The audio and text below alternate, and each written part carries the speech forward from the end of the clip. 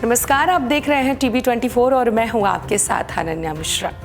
बैरसिया में दबंगों के हौसले इस प्रकार बुलंद हैं कि उन्हें ना तो शासन का डर है और ना ही प्रशासन का।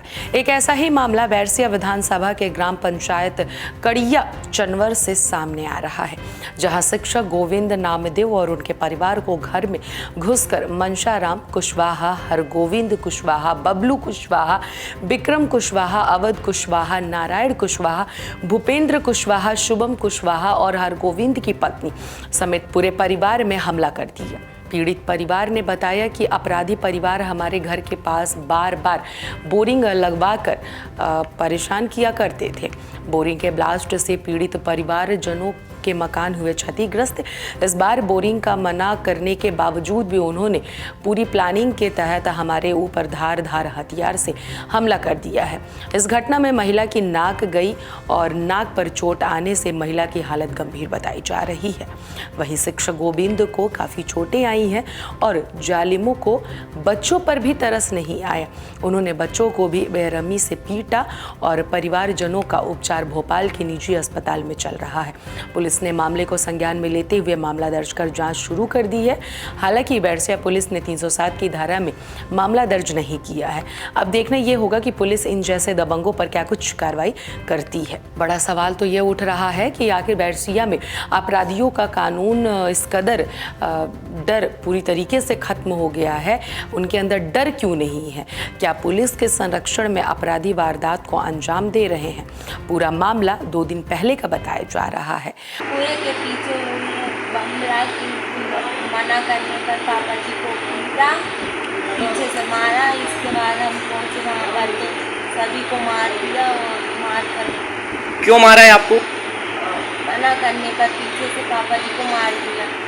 आपको भी मारा है क्या? हाँ, मुझे भी मारा। कहाँ चोट आई है आपको? मेरे पैर से रिंगने की नहीं बन रही है और पीछे भी और सिर में भी। अभी तो फायदा उठाया साहब।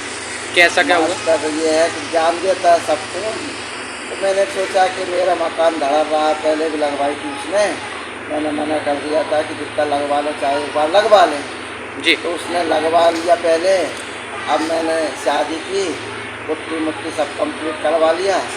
आज उसने फिर पीछे कोई बोरिंग लगवा दी, प्लास्टिक। मैंने मना किया तो मेरे पास लट लेके पीछे पड़े साहब। कौन ने आपको मारा है? अरे बबलू ने, मनसाराम ने, हरगोविंद ने और उसका लड़का हरगोविंद का। मैं रमेश नामदेव शिक्षक हूँ और मैं बच्चों को पढ़ाने का कार्य करता हूँ। गवर्नमेंट जॉब है मेरी और मेरे भाई जो अभी यहाँ भर्ती हैं वो भी गवर्नमेंट जॉब से हैं। और इस प्रकार की हालात देखने नहीं जा रहा। मेरा खुद आज मेरा स्थिति खराब थी और जनाब से मैं क्या कहूँ, मेरी भाभी का भी बेहाल कर डाला है कि उन्होंने मार के। और मैं खुद भी ड्यूटी जा रहा था, मुझे भी जेल में रोक के मारा है।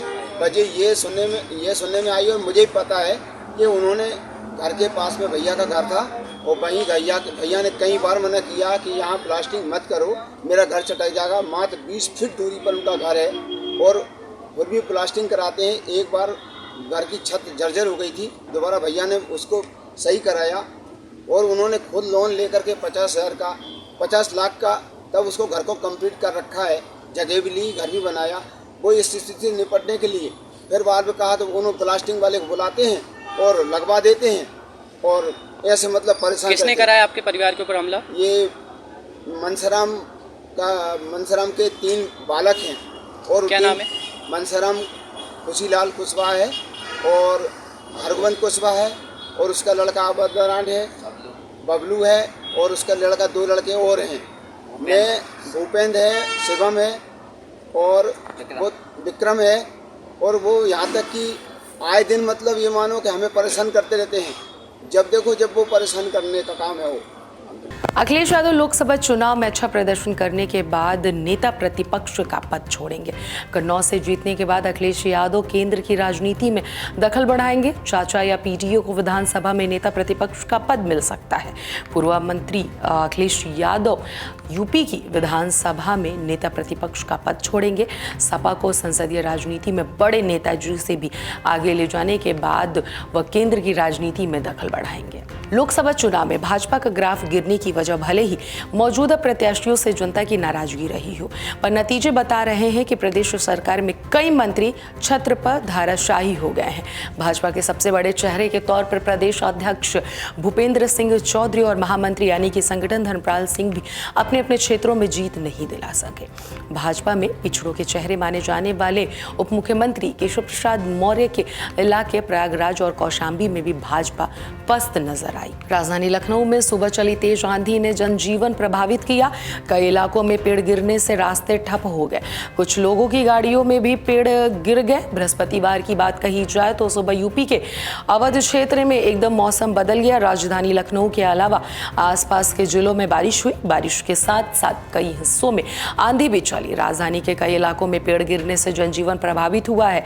मौसम विभाग पूर्व यूपी के कुछ हिस्सों में बारिश और आंधी की चेतावनी पहले ही दे दी थी। लोकसभा चुनाव में बसपा का सबसे खराब प्रदर्शन रहा। अपनी सीटों पर भी बसपा को मुसलमानों के वोट नहीं मिले। जहां मुस्लिम प्रत्याशी उतारे वहां भी वोटों का संकट रहा। बड़े चेहरे भी जीत नहीं दिला पाए। बहुजन समाज पार्टी इस बार चुनाव में अपनी 10 सीटों को बचाने में भी नाकाम रही। इन सीटों पर बसपा प्रत्याशी को काडर वोट बैंक और हासिल हुआ है, लेकिन मुस्लिम मतदाताओं की बेरुखी ने पार्टी को जीत से महरूम रखा। नगीना में तो पार्टी का प्रदर्शन सबसे खराब रहा और उससे सबसे कम वोट मिले। अभी के लिए फिलहाल इतना ही। देखते रहिए TP24।